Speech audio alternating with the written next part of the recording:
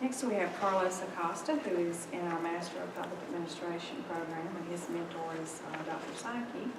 And he will be presenting his paper on relationships among democratic representativeness, efficiency, accountability, responsiveness, effectiveness, and other factors in public administration.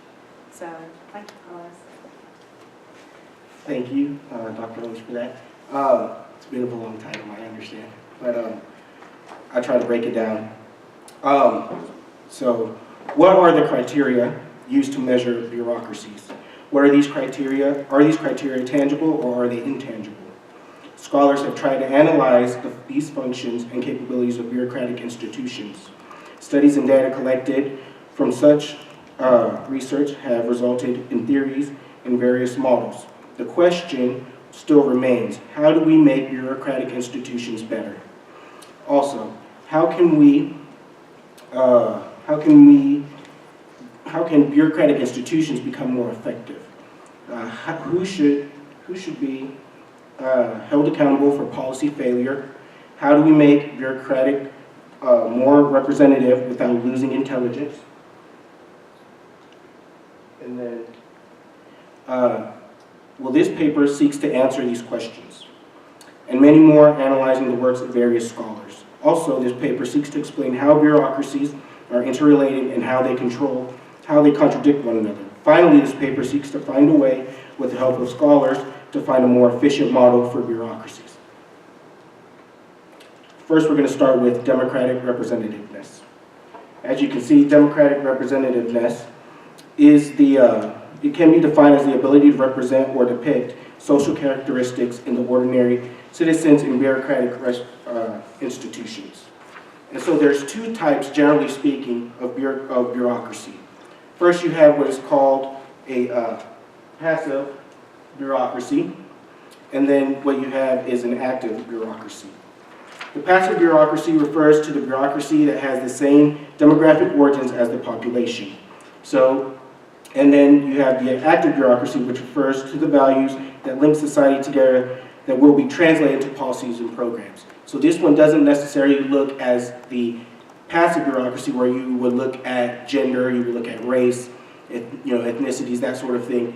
That would be in the passive bureaucracy. In the active bureaucracy, what you'll find is, as a people, as a community, we have certain values and ideas that we sort of live by, and that it's understood within our society. And that's what's reflected in active bureaucracy.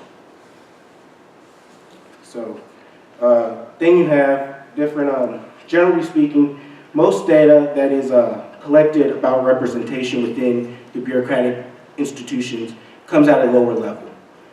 This is not, and what we find out is that at these lower levels, generally speaking, we see an overrepresentation of minority groups, whereas in the top levels, which tend to be more highly skilled, we find a misrepresentation. Very rarely, so let me find my place here. So in offices such as public welfare, housing, utilities, sanitation, and hospitals, they have a high degree of minorities which are represented. However, in the upper level positions, as I was stating before, these positions such as financial administration, natural resources, police, and fire, they tend to be underrepresented. What we've seen recently is that there has been a gap that has been closing. So among women, generally speaking, they still fall behind, but the gap is closing. For African American women, in comparison to African American men, there's a 47% as many positions. They hold those positions as men to African American men. White women, compared to white men, hold about 35%. Hispanic and Asian women hold about 33%. However, with that said, Hispanic men and women generally are underrepresented compared to all of the minority groups. Okay. So how do we close the gap between for minorities and the rest of society? So what you have is and one way to create is through political appointment. So this is generally through the president or a governor in that sort of state. And what he generally do is he would appoint someone a minority to sort of close the gap between, within the particular bureaucratic institutions.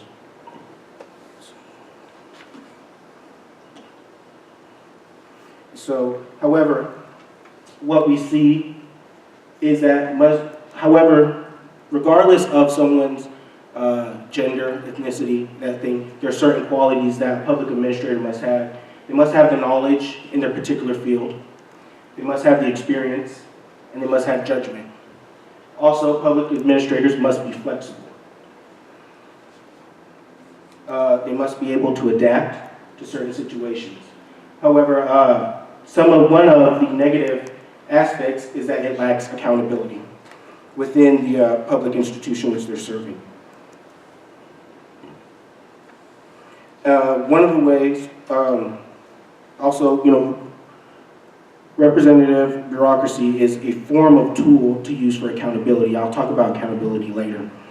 But that's generally speaking, what we see is the more sympathy from, one of the reasons that is a tool of accountability is more sympathy towards minorities. So you would, generally speaking, you would find that they would hire someone who is a minority to be possibly more sympathetic to someone who else is a minority. But there is a term that is used within the public administration infrastructure, which is called as cross-pressure. So generally speaking, cross-pressure is when a minorities feel forced to adhere to or sort of serve the group that they're with. So let's say a Hispanic person maybe feels a tendency to serve the Hispanic community, while at the same time having to adhere to the rules that are stated for that bureaucratic institution which they have to face.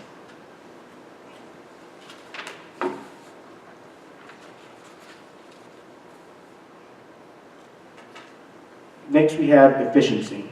So efficiency is the degree to which quality is exercised, the ratio of the effective or useful output to the total output in any system. So how can a bureaucratic organization still be efficient if having to meet representative standards and accountability? A way to measure this is through what we call cost-benefit analysis.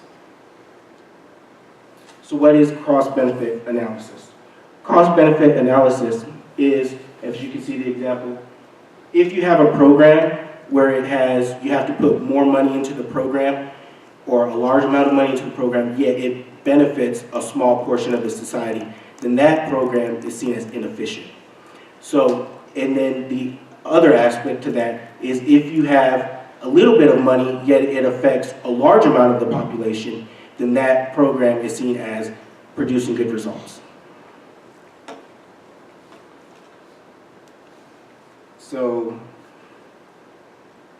then we have, there are some scholars within the field of public administration who believe that it should be centralized. And so what I mean by centralized is that there is a more structured appearance to the bureaucratic institution. There is a strong,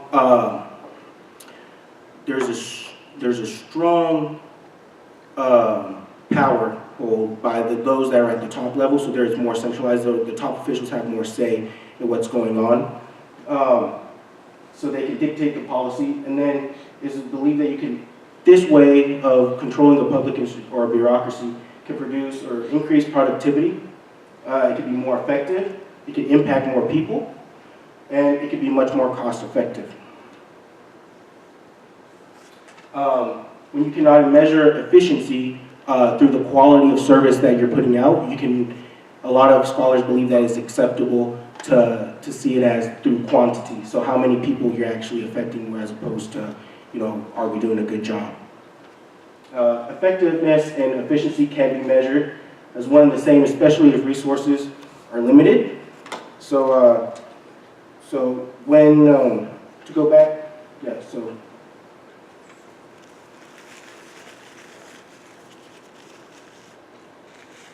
Okay, so some scholars argue more centralized bureaucracy is better because the roles of workers and the policies are clearly defined. This cuts down on confusion because it takes decision-making out of the hands of the workers.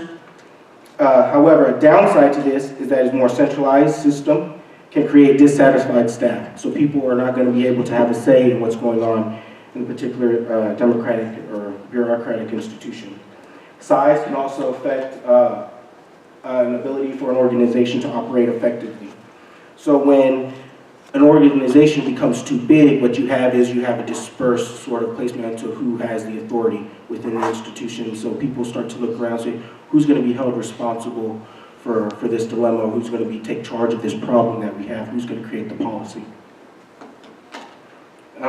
When authority is just, it's difficult to see who becomes accountable. Next we have responsiveness. And so responsiveness is the ability to answer or reply to the public or government. Bureaucratic institutions must be responsive to the people they serve. How does a bureaucratic institution create responsiveness? So let me start off with sort of a history of the public institutions or bureaucratic institutions. They were generally created, you start to see the rise of bureaucratic institutions around the 1920s, 1930s. A lot of corruption is going on in this time frame. And you have President Woodrow Wilson, at the time he wasn't president, but he talks about the politics-administration dichotomy. And so what the politics-administration dichotomy is a separation between the bureaucratic officials and the political officials. They're both on two separate scales, they operate on two separate scales. And this generally was to sort of root out the corruption. But what we've seen later on, sort of nowadays, is that the public generally view bureaucratic institutions as corrupt themselves. So that is now sort of the new mindset that's coming into play. So what the bureaucratic institutions were made to root out is now becoming what the bureaucratic institutions are. Some scholars believe that it's best run as an entrepreneurial organization. So this means it's run more like a business. This works generally better. You see it a lot at the local government level. It's seen, generally speaking, as better financially for the local governments to do this. It's a better financial asset in terms of management. And the reason why is because when a particular sort of organization is given a certain amount of budget, its appropriations for that year, they can sort of see what they need and see what they don't need. They can cut costs, they can't cut costs.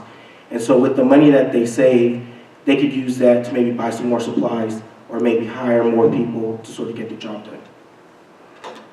The difference with responding, and then the negative aspect is that you view the regular citizen as a customer. And so when you go to a business, you generally have options. So if you don't like what Hobby Lobby has to offer you, you can go to Walmart and go to the arts and crafts section. You can choose between prices. If you want to go to the grocery store, you can choose between prices. Generally, with the bureaucratic institutions, though, acting as a business, you don't really have that choice. You have to give the product that they're giving you. And if the customer isn't satisfied, there's not a whole lot you can do. Because a lot of, the cheaper price isn't going to be there. You're going to have to go, and we as citizens pay for this through our taxes. So that's one of the reasons why, it's seen as a downside to bureaucracy as a business. A way to sort of measure responsiveness is through what's known as a performance review. So a performance review is generally the ability of low-level workers to share their ideas to help make the bureaucratic system more efficient and more effective. A problem of responsiveness through performance review and entrepreneurship is that the views shared to improve the bureaucratic system can be ignored for the views of elected representatives. So elected representatives are elected by the people. They're going to promise you certain things that they're going to go in, they're going to change government. Well, this creates inconsistency in policy. If you have a school policy that's going into effect and elected official says, no, it's not working, so he can come in and change it. And, the people that work at the bureaucracy say, well, wait a minute, let's have a say. He's going to say no. So generally that creates a dilemma within responsiveness itself. Responsiveness is actually within sort of this, within the frame of public administration, is actually seen as one of the most difficult, because who are the bureaucratic institutions going to be held responsible for, and who do they respond to? Do they respond to the people, or do they respond to the politicians?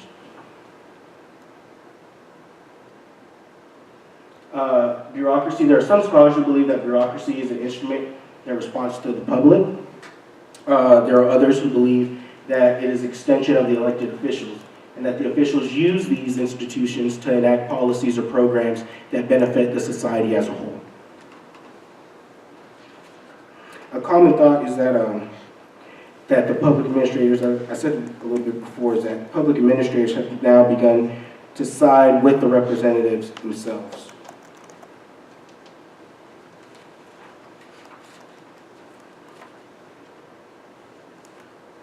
So in this theory is bureaucracies act as a counterbalance to the democratic controls and voting. So what does that mean? So generally, just speaking, it says a view shared by scholars is a function to maintain order. Bureaucratic institutions work within a framework of rules and regulations. The rules and regulations allow for government to work more efficiently, especially when politicians make promises and the public want to change government. Bureaucracies, or bureaucrats, they should respond to the people indirectly or through elected officials. A public opinion is that bureaucracy has sided with elected officials and who is being represented. Many times analysts and policymakers ignore other minority groups for a quest to target a specific minority group. In doing so, by ignoring one group and favoring another, they tend to hurt the other group. Next, we have accountability. Accountability is the result of being held responsible for one's actions in establishing a system of clarity or clearness. And to whom are bureaucratic institutions accountable? So there's generally several accountability mechanisms that we can use to sort of measure accountability. So first we have the overhead democracy model. The overhead democracy model states that bureaucrats should not be allowed to make decisions. This takes them out of the hands of the bureaucrats because they are not democratically elected officials, so they do not speak for the people. Next we have executive accountability. This accountability relies with the President of the United States. He is the commander-in-chief, and then he or she makes the policy and programs that should be properly implemented. And they are partially responsible, since a lot of the appointments that occur within their administration, and the appointments are actually seen as an extension of that administration. And then you have legislative oversight. Legislative oversight happens when you have bureaucracies responding to congressional committees. These committees can call members of the bureaucracy to answer questions regarding actions taken by the bureaucracy. And so legislators can use a number of tools. They can monitor the bureaucrats directly. They can ask for reports, or they can involve a knowledgeable third party. However, there are some downsides. With reports, the bureaucrats are not generally going to be most honest and reveal all the information. They're going to hold back a little bit. And then with directly monitoring the bureaucrats, you elect a public official to go to Washington to legislate. You don't necessarily elect them to go over there and to monitor every single day of every single official and what they're doing, because that just becomes cumbersome on the legislator himself. Also, a knowledgeable third party may not explain the situation properly to an elected representative with little knowledge about that particular issue.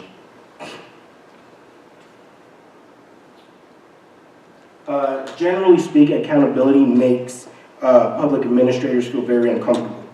The idea of being held responsible for the failure, it makes the administrator scared to think outside the box and to use innovative ideas and technology for solving problems.